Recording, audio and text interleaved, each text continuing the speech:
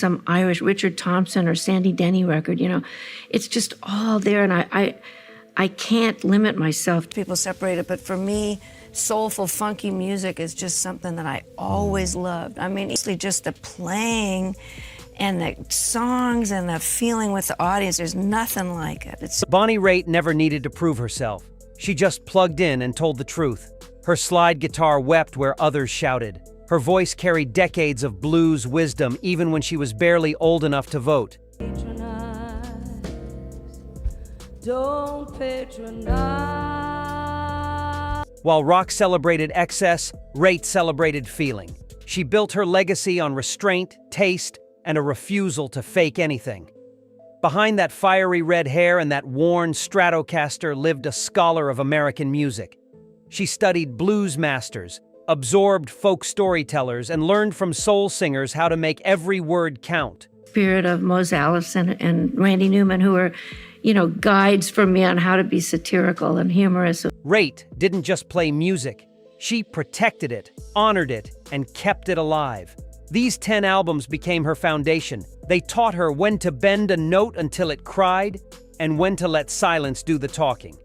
If you love stories about artists who stayed true, subscribe and tell us which blues album changed your life. Let's begin. 10. Avalon Blues. Mississippi. John Hurt played guitar like he was telling you secrets over coffee. His 1963 album Avalon Blues captured a gentleness that Bonnie Raitt found revolutionary. What a songbook, what a history, and appreciated really good writing and really good lyrics. While most blues shouted pain, Hurt whispered wisdom. His fingerpicking was delicate, almost fragile, yet it carried the weight of decades lived simply and honestly.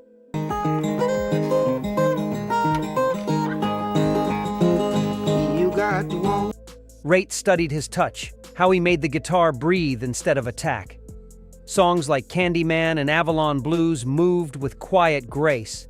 Hurt never rushed, never forced emotion. He just let the music unfold naturally. Raitt learned from him that blues didn't have to be aggressive to be powerful. Sometimes the softest voice cuts deepest. Hurt's technique was economical. Every note served a purpose. No showing off, no wasted motion. That discipline became central to Raitt's own playing. She realized great guitar work wasn't about speed or volume. It was about intention, feeling, truth, delivered through fingertips. 9. Hard Again. By 1977, Muddy Waters needed reinvention. Hard Again delivered it with raw power. You brought me way down here. Bonnie Raitt called this album a masterclass in refusing to fade away. I mean, I love that R&B stuff. I just love it, and I think most of the world. Muddy was in his 60s, but played like he had everything to prove. Producer Johnny Winter stripped away studio polish and captured Muddy at his most primal. The sound was dirty, immediate, urgent. Raitt loved that fearlessness. Tracks like Manish Boy and I Can't Be Satisfied bristled with authority. This wasn't nostalgia. It was a declaration. Muddy proved blues legends could still be dangerous. Raitt absorbed that lesson completely. She saw that staying relevant didn't mean chasing trends. It meant doubling down on what made you powerful in the first place. Hard Again taught her that authenticity ages better than compromise. The album's slide guitar work influenced Raitt's own approach, showing her how to make the instrument howl and whisper in the same song. Muddy didn't evolve by changing. He evolved by becoming more himself. 8. At Last. When At Last arrived in 1960, Etta James announced herself as royalty. Has come along, oh yeah, babe. Bonnie Raitt wore this album out.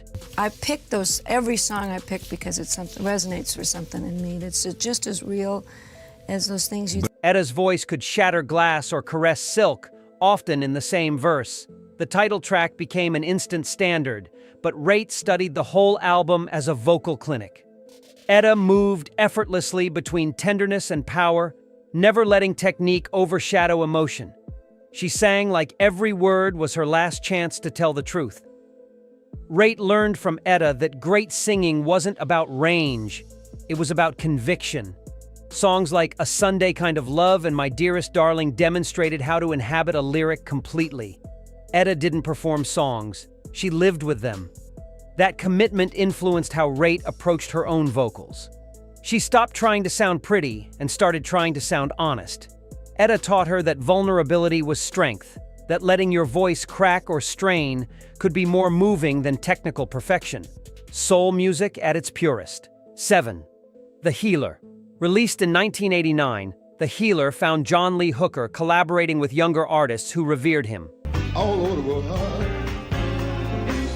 Blue the healer, healer. Bonnie Raitt appeared on the album playing alongside her hero. But before the sessions, she'd studied Hooker's entire catalog obsessively.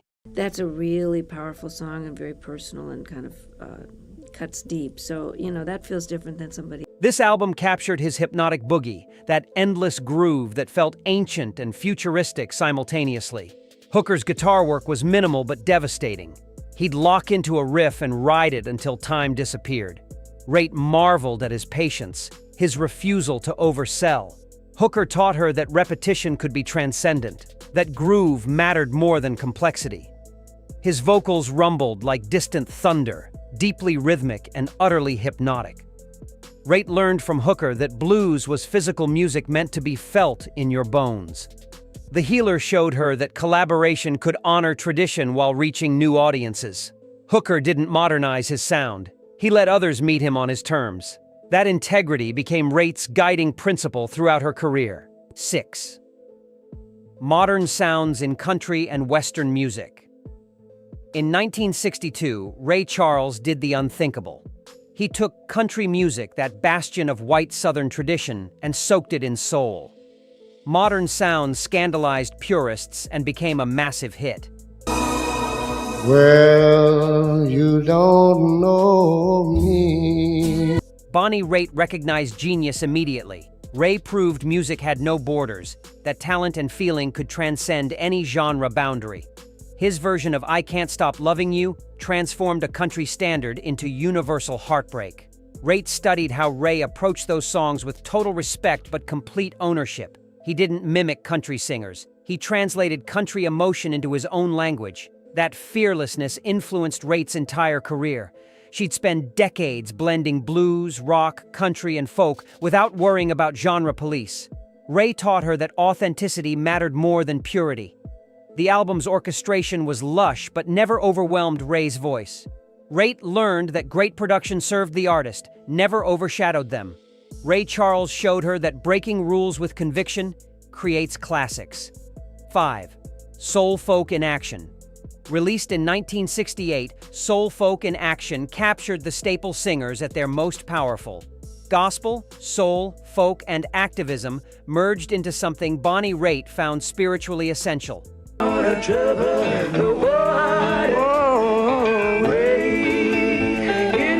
Mavis Staples' voice could shake foundations, but she sang with warmth that felt like family. Pop Staples' guitar work was deceptively simple, creating space for the message.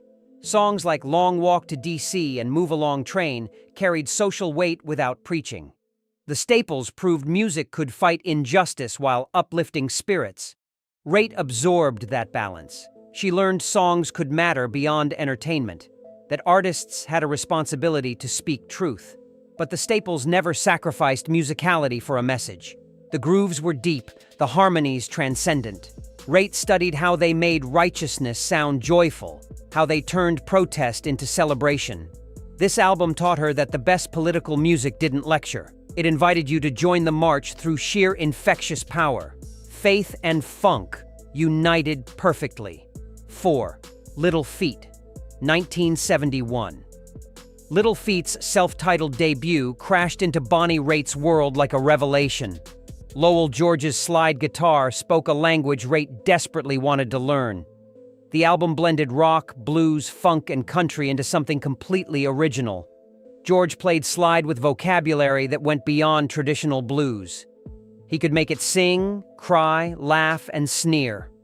Raitt studied his touch obsessively, how he combined technical mastery with raw emotion. Songs like Strawberry Flats and Truck Stop Girl grooved hard but never lost their melodic soul. George taught Raitt that slide guitar didn't have to wail constantly. Sometimes a subtle glide said more than a dramatic bend. The band's ensemble playing was loose but precise, funky but sophisticated. Raitt learned from Little Feat that great musicianship served songs, never overpowered them. George's phrasing became a major influence on her own slide work. She adopted his restraint, his sense of when to push and when to lay back. This album showed her slide guitar's full emotional range. 3. Moanin' in the Moonlight. When Chess Records compiled Moanin' in the Moonlight in 1959, they captured lightning. Howlin' Wolf's voice was supernatural, impossibly deep and primal. Bonnie Raitt called it the sound of the earth itself singing blues. Wolf didn't just perform, he inhabited songs with shamanic intensity. Tracks like Smokestack Lightning and Moanin' at Midnight felt ancient, like they'd existed before anyone wrote them down. Raitt studied Wolf's commitment, the way he gave everything to every line. His band, featuring Willie Dixon's bass and Hubert Sumlin's jagged guitar, created textures that were raw but sophisticated. Wolf taught Raitt that power didn't require polish. Authenticity trumped perfection every time. His stage presence, even captured on record, radiated authority. Raitt learned that commanding attention wasn't about volume alone, it was about total conviction in what you were expressing. Wolf's blues was physical, sexual, spiritual, all at once. He showed Raitt that great blues came from somewhere beyond technique, somewhere primal and true. 2. Blonde on Blonde. Released in 1966, Blonde on Blonde was rock music growing up in real time. Bob Dylan's double album sprawled with ambition, mixing surreal poetry with blues, rock, and folk. Bonnie Raitt heard it as a young artist and realized lyrics could be literature. Dylan's wordplay on songs like Visions of Johanna and Stuck Inside of Mobile stretched what rock could say. But Raitt also studied musicianship. The Nashville session players created loose, breathing arrangements that supported Dylan's vision perfectly. The album taught her that great songs needed space to unfold, that trying to cram everything into 3 minutes could kill magic. Dylan's harmonica work was raw and expressive, never technically perfect, but always emotionally right. Raitt learned from that authenticity. Blonde on Blonde showed her that albums could be ambitious statements, not just collections of singles. It proved rock music could be smart without being pretentious, experimental without alienating listeners. Dylan's fearlessness gave Raitt permission to trust her own instincts completely. 1. Freebo. Not many know this album, but it changed Bonnie Raitt's life. Freebo, her longtime bass player and collaborator, released his self-titled album showcasing his songwriting and versatility. Raitt discovered in this recording something deeply personal. Freebo's music blended folk intimacy with funk grooves, acoustic warmth with electric energy. His playing was never flashy but always exactly right. Raitt studied how he served songs rather than his ego, how he made space for other musicians to shine. This album taught her about collaboration as an art form, about trusting ensemble playing over individual showcasing. Freebo's vocals carried honesty that reminded Raitt why she loved music in the first place. Not for stardom or acclaim, but for connection and truth. His songwriting was simple but profound, finding poetry in everyday moments. This album represented everything Raitt valued. Craft without pretension, feeling without manipulation, groove without gimmick. Freebo showed her that lasting music came from integrity and restraint. It became her North Star. Bonnie Raitt never copied. She was honored, absorbed, transformed. These 10 albums taught her that truth matters more than flash, that feeling beats technique, that great music serves the soul. From blues masters to folk poets, she took their wisdom and made it her own voice. If these stories moved you, share your influences below. Subscribe for more hidden histories. The music never stops teaching.